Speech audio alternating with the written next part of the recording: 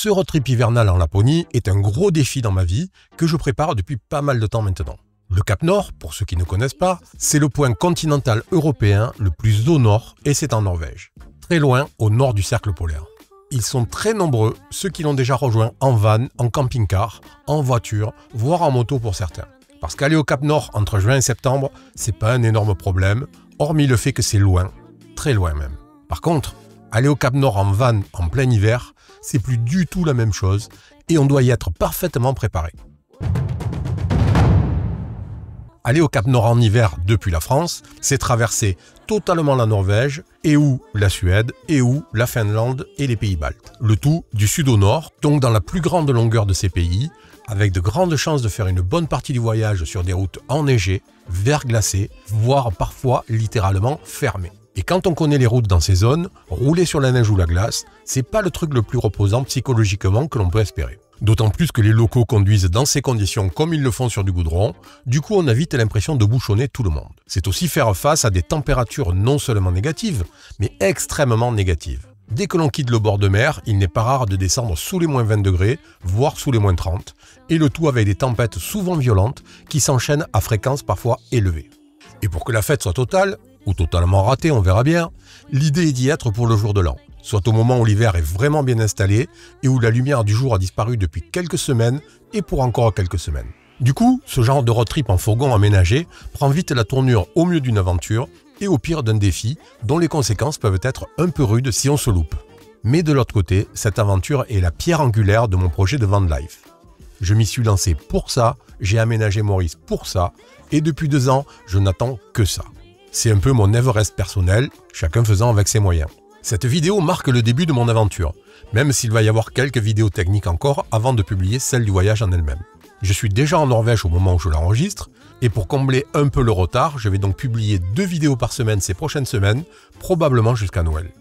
Cette montée jusqu'au Cap Nord n'est que la première partie de ce road trip qui devrait durer 7 à 8 mois. Une fois là-haut, je vais rester probablement 1 mois ou 2 en Laponie, au contact d'une nature aussi somptueuse que parfois agressive, mais aussi d'une culture, les Samis, tellement fascinante. Ensuite, j'entamerai une très longue descente de 3 ou 4 mois pour profiter de l'amélioration de la météo et des conditions de circulation.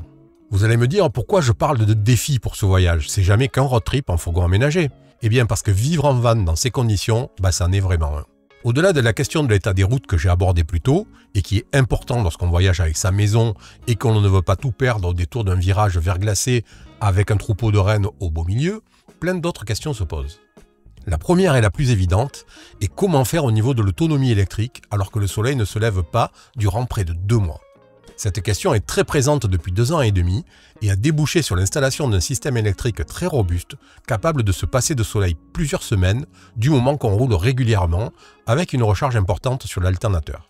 Et là, pour le coup, la qualité très dégradée des routes en hiver devient alors un avantage, puisque la vitesse moyenne dégringole et qu'il faut souvent 2 heures de route et parfois plus pour faire une 50aine de kilomètres.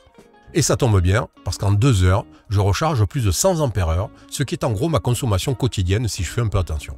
Ensuite, les jours où je ne roule pas, ils ne seront pas très nombreux, je peux m'appuyer sur mon parc de batterie de 600 ampères-heure qui me permet de tenir 5 jours sans recharge et si besoin, mon petit groupe électrogène de 1400 watts me permet de compenser la consommation électrique d'une journée en une petite heure. Au niveau de l'électricité, je pense que tout est prêt et je peux difficilement faire plus. Et pour les périodes où le soleil sera très bas sur l'horizon comme en ce moment, mes panneaux solaires inclinables me permettent d'avoir un fonctionnement à peu près normal. Pour peu qu'il fasse beau, et ça, c'est vraiment pas gagné dans cette zone, j'en sais quelque chose depuis une semaine. La seconde question est la gestion du moteur du fourgon. Les moteurs détestent démarrer à froid en général, et par très grand froid en particulier. Autant une fois de temps en temps, ça peut le faire, autant tous les jours par moins 20 degrés ou moins, c'est prendre le risque d'endommager de manière importante le moteur de Maurice. Sans parler de la quasi-impossibilité de démarrer parfois, avec une batterie littéralement gelée. Pour contrer ça, j'ai installé un préchauffeur moteur au gasoil. C'est un chauffe-eau au gasoil installé sur le circuit de refroidissement du moteur et qui permet de monter en température le bloc en moins d'1 heure et donc de démarrer un moteur déjà chaud.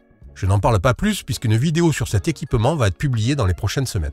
Le problème de la batterie de démarrage trop juste par grand froid est réglé par le fait que j'ai un booster de démarrage qui prendra le relais si besoin. J'essaie, autant que je le peux, de vous proposer des contenus qui vous seront utiles, aussi bien lors de l'aménagement de votre véhicule que lors de votre vie de van lifer. Mais pour y arriver, j'ai aussi besoin de vous pour mettre un petit like sur les vidéos que vous regardez et qui vous intéressent, et pour vous abonner à la chaîne pour ne rien manquer. Un immense merci à ceux qui le font ou l'ont fait, c'est une aide importante pour que cette chaîne se développe et perdure dans le temps. Allez, revenons-en à notre sujet. On a ensuite la question de la déblue, qui a tendance à cristalliser avec le froid, ce qui peut boucher les injecteurs. On peut aussi parler de l'huile moteur qui s'épaissit, ou de l'huile de boîte qui peut, elle, quasiment geler et bloquer la boîte. Enfin, la question du gasoil est aussi présente, et il faut utiliser un additif lorsque la température est inférieure à moins 20 degrés. Bref, vous l'avez compris, ces conditions sont loin d'être évidentes pour les moteurs, d'où mon inquiétude réelle. Parce que même si j'ai essayé de prendre le plus de précautions possible, ces conditions peuvent être vraiment extrêmes, et ça sur une période assez longue. Du coup, je ne suis pas certain que le moteur de Morris les accepte, malgré tout ce que j'ai fait pour limiter les impacts. Là aussi, une vidéo sur la préparation de Morris pour la Laponie sera publiée ces prochaines semaines. La troisième question qui se pose, c'est celle du confort au quotidien, et notamment du chauffage et de l'eau chaude. Pour le chauffage, mon Autotherm 4D de 4 kW a fait ses preuves l'hiver dernier par moins 15 degrés, et j'avais encore énormément de marge. Je ne suis pas vraiment inquiet pour ça, mais par contre, s'il vient à défaillir mi-janvier alors qu'il fait moins 30 degrés, la question c'est « je fais comment ?» Le fait que j'ai un groupe électrogène me permet d'emporter un petit chauffage céramique électrique d'appoint. J'en ai un de 600 watts de chez Lidl. Pas de quoi vivre confortablement tout un hiver, évidemment, mais ça devrait me permettre de me déplacer tranquillement vers des endroits un peu plus cléments en cas de souci. J'ai hésité à prendre un chauffage diesel de type VEVOR en secours, mais je suis déjà bien chargé et je pense que le groupe électrogène est plus important.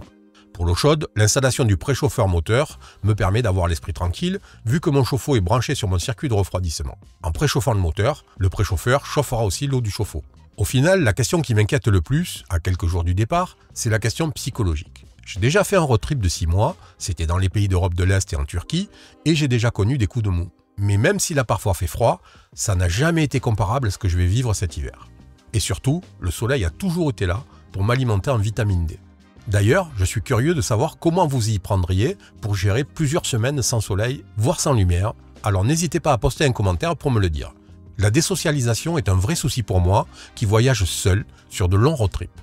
Jusqu'à présent, j'avais toujours réussi à me créer de nombreux contacts sur place, que ce soit avec d'autres voyageurs ou des locaux, et, même si ces contacts étaient éphémères, ça permettait d'échanger et d'avoir une vie sociale. Là, durant 3 mois, je ne vais pas voir la lumière du jour et croiser très peu de monde au quotidien. Très peu de voyageurs se lancent en effet dans ce type d'aventure et les gens sur place sont en mode de vie dégradé et pas toujours très ouverts à la possibilité de discuter autour d'un feu de camp. Je pense que, contrairement au road trip précédent, où j'ai peu fréquenté les bars, sauf à Istanbul, je vais devoir prévoir un budget sortie un peu plus conséquent si je ne veux pas perdre le contact humain et donc finir par perdre pied psychologiquement. Et tout ça ne prend pas en compte la question de la nuit polaire, qui s'abat sans lever du jour durant plusieurs semaines. Il pourrait vite devenir difficile de trouver un rythme de sommeil et de repas dans ces conditions avec aucun repère lumineux. Ça aussi, ça me stresse un peu. Et puis, il reste enfin la question de la gestion des journées où je ne peux pas sortir ni rouler parce que la météo est trop violente. Là aussi, ça risque de ne pas être simple à vivre dans 6 mètres carrés. Mais d'un autre côté, je me dis que ça me laissera du temps pour le montage de la série documentaire et des vidéos de voyage pour cette chaîne. Parce que pour le moment, j'ai conscience d'avoir vraiment fait du low cost en termes de production. Et ça, il faut que ça change parce que je suis vraiment pas content de la qualité des vidéos de cette chaîne. Mais ça, c'est un autre sujet. Et si ça vous tente de partager vraiment cette aventure avec moi quasi quotidiennement, sachez que je vais streamer en direct une partie de mes routes, notamment les plus belles, mais aussi les aurores boréales. Ça se passera sur Twitch, et là aussi vous trouverez le lien vers la chaîne dans la description. Et d'ailleurs, ça devrait commencer rapidement, puisque j'attaque une des plus belles routes de Norvège ces prochains jours, à savoir la route de l'Atlantique. Et si d'ici là, parce que je ne vais pas streamer des routes nationales pas toujours très intéressantes, si vous voulez voir à quoi ressemble mon Home Sweet Home sur roue, dans lequel je vais passer 3 mois au-delà du cercle arctique dans la nuit polaire, cette vidéo devrait vous intéresser. Allez, à la semaine prochaine. Ciao!